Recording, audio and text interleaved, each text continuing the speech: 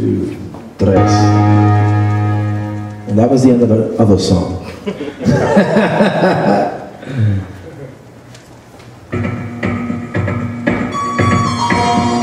HitFirstBoxing.com. We in the house with the one and only Crazy Legs Rocksteady crew. Original Soldier right here.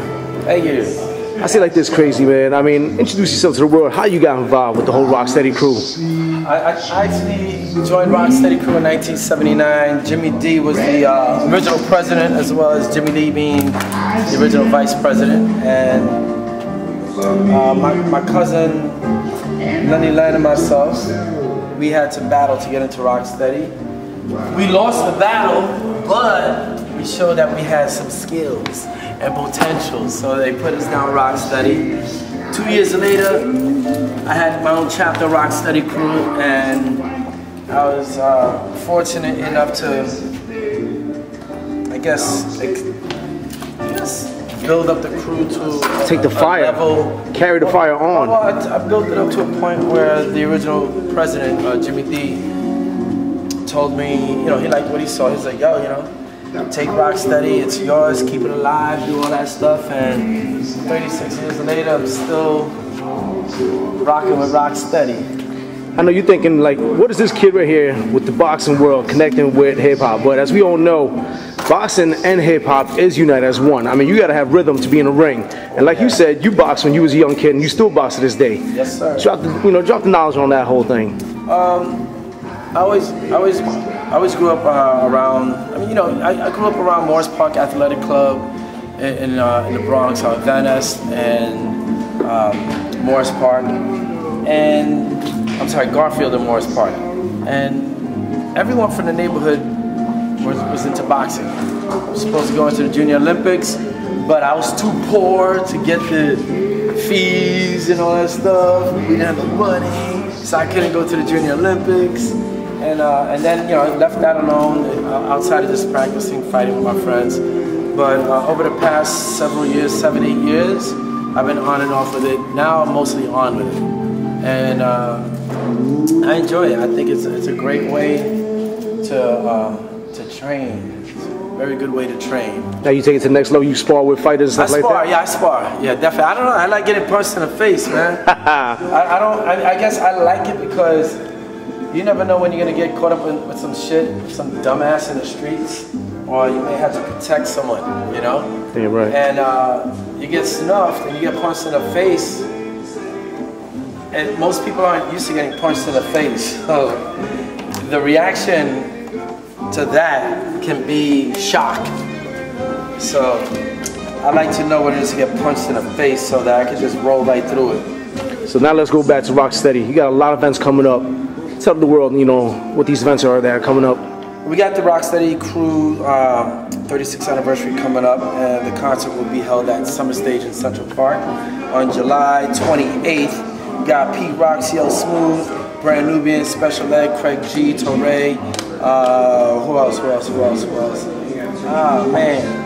A couple of other people there.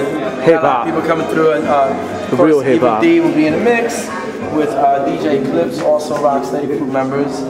A lot of people don't know that Evil D's a Rocksteady, but he definitely is. And on the 31st, we have a Rocksteady crew theatrical dance performance that we're putting together called Ghetto Made. And Ghetto Made is basically about a young man's, I guess, a young man's choice of paths to take within hip-hop, whether it be commercial, whether not be commercial, whether to, you know, just do whatever he wants or really be disciplined with his art and learn his foundation so that he can excel and have respect. We use a lot of metaphors from things that happen in barbershops to social dancing. And we use all these different platforms to show how he makes these decisions in terms of what path he wants to go through. Now, how can people follow that information about that? They could go to crazylegsworkshop.com, and all the information is there. And you know, Central Park Summer Stage is free, so No one needs to call me or bother me, be like, yo, blah, blah, blah. And Central Park is mad tight, so don't even ask for backstage, because I'm not even asking. I really don't even care. Just want to do my job, get out, and go hang out at the after party. So nobody asks me for anything. Beautiful. Last one right here. Last one. Big fight coming up. Mayweather, Canelo. How you see that one going down? I like Canelo. I like Mayweather too, but I think as much as I like Canelo, as much as I like him, until somebody beats Mayweather, how could you not give him the props for what he brings to the game? He's not that dude that's gonna go toe to toe with someone all the time. But even when he does, man, his defense is ridiculous. You know, his defense is just ridiculous. I don't know what his power is like as he gets older, but you know, on the flip side, Canelo is young, he's hungry, and he's probably the biggest threat to Mayweather right now. Out of all the fighters he's fought, if Canelo could pull off what Cotto and De La Hoya did in terms of having an effective jab with some nice follow-through power punches and being able to get through the defense, maybe he could do some damage. But if he's not able to do that and Mayweather just beats him out on points, that's what it's going to be. I'm really curious.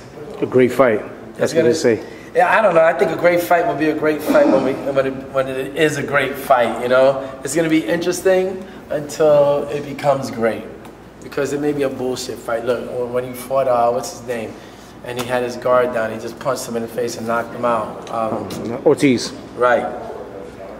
You know? We all thought that was going to go a lot further.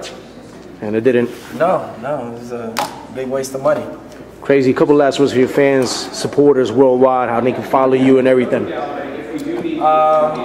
Yeah, they can follow me on Twitter, Crazy Legs RSC, on Instagram, Mr. Legs RSC, that's MRLEGSRSC.